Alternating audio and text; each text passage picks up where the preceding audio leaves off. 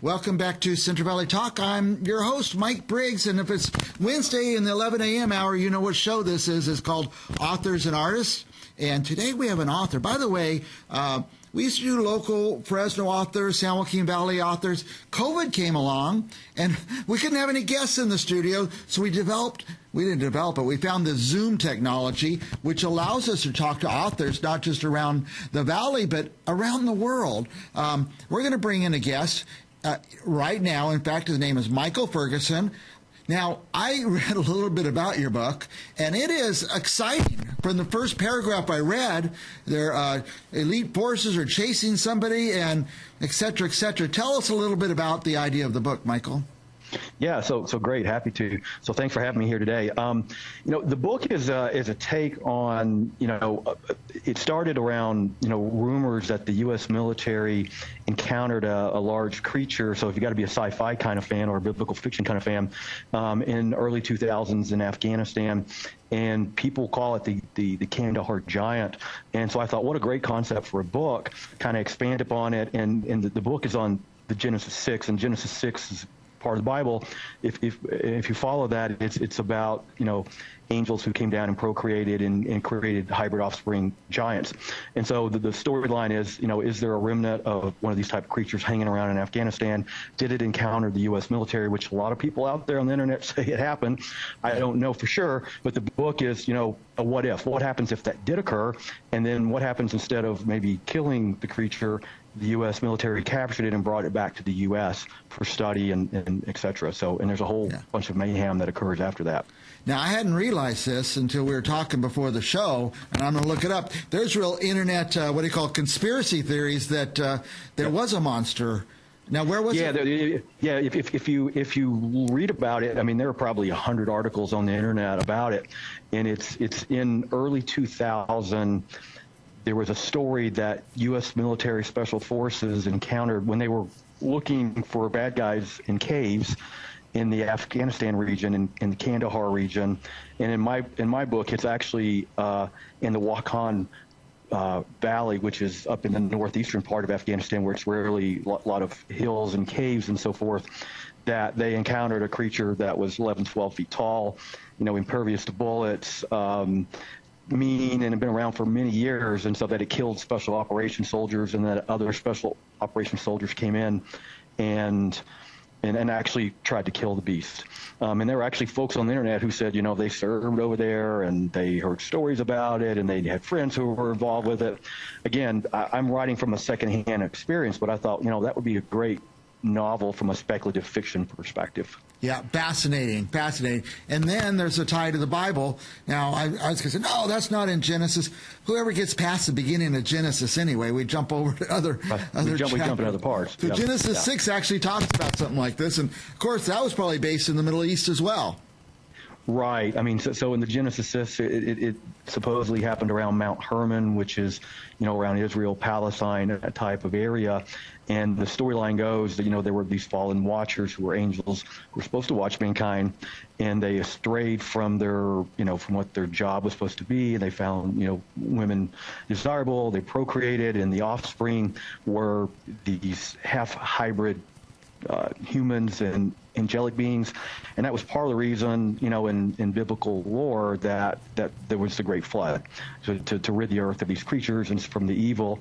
And then the storyline is, well, what happens if there was a second incursion and more of these creatures existed? But where would you go if you wanted to stay away from the eyesight of man? You'd go in some desolate, faraway place where no one could find you.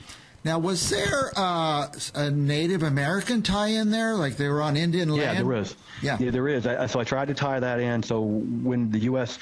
in the storyline, a completely fictional part of it is that there was a U.S. secret genetics lab in Montana, which doesn't exist, but I made that up, and that the creature was brought there and he escaped. And right next to it is a Native American Indian reservation, and so the storyline was he escaped into that area. There was a former Army Ranger who who now is in charge of Indian Affairs, he basically chases after the creature, and that's kind of just the storyline. Although I did that on purpose because if you look at a lot of Native American legends and history, there is historical, at least oral traditions in regards to these type of creatures that people ran across hundreds and hundreds of years ago.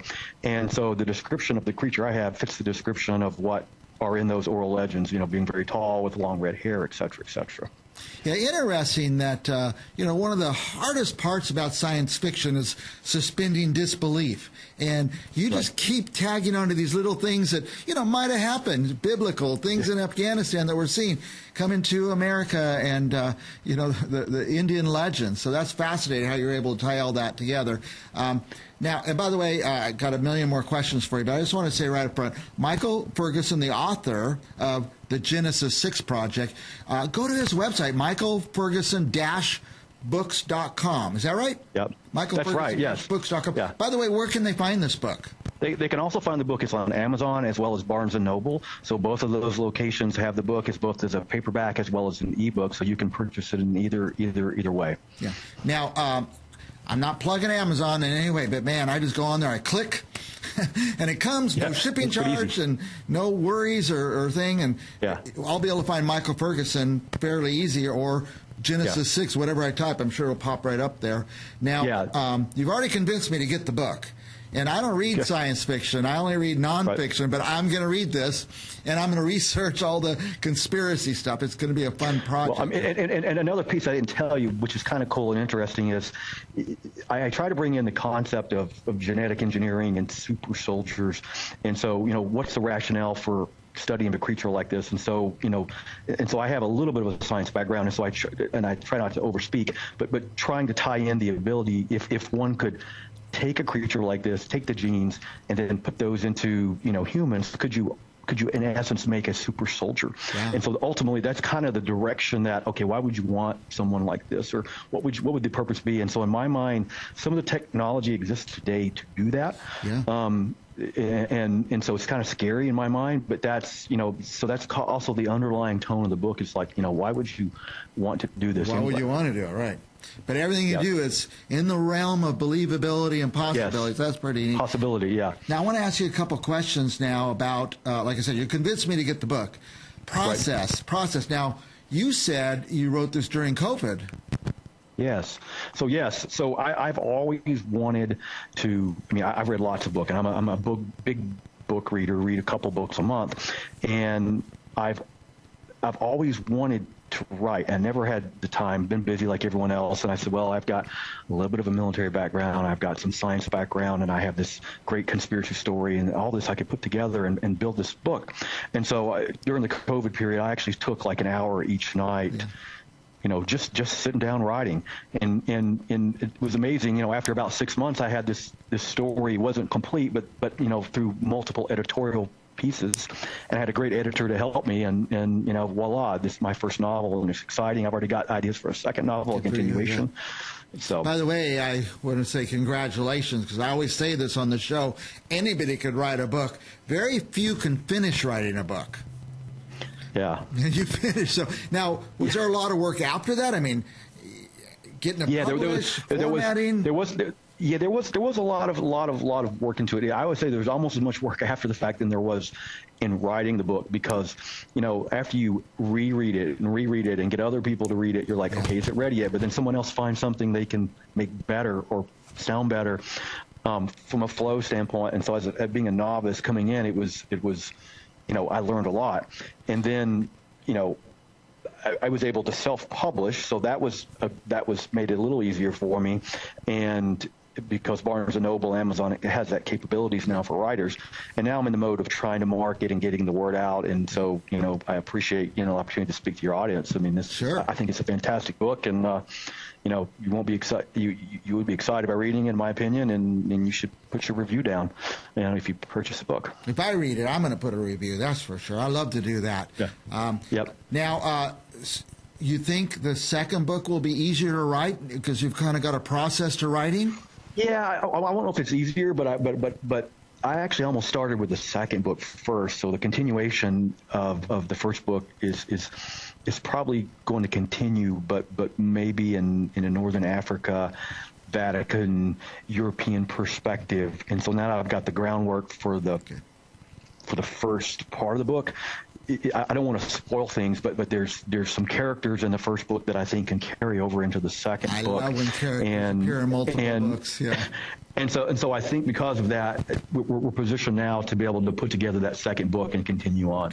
Yeah, and all these questions are we have so many viewers who are going through the process that you just went through, and that's why I want to kind of, we're way past time, but let me just ask you one or two more things. So now you got the process of writing the book. You think your second will get published easier because you have that process down too?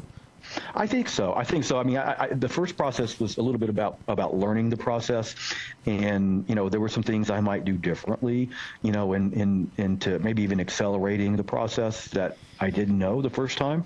I had to interview editors, for example, and so now I have an editor that I'm happy with. In how to even just putting the book together and from a formatting and building the cover of the book and all that, I've learned some things about the cover of the book, and so I think I could probably shave off a few months in the delivery time. Good, Michael. We're out of time. Last things you want our viewers to know? No, I just think again, I think you won't be disappointed if you read. I just wrote it, from the heart, and hope you enjoyed as much as I do. And again, thank you for having me here today. Michael Ferguson, author of the Genesis 6 Project. Cool website. Go to michaelferguson-books.com. It's right there on the screen. Buy it at Amazon, Barnes & Noble, wherever. Hey, buy 5 of them and give them away to friends and stuff. That's how I do that a lot. I like that. All right. By the way, I'm in the studio by myself, clicking all these buttons by myself. So, Michael, thank you for being on, and we'll be back with another author right after this. Thank you.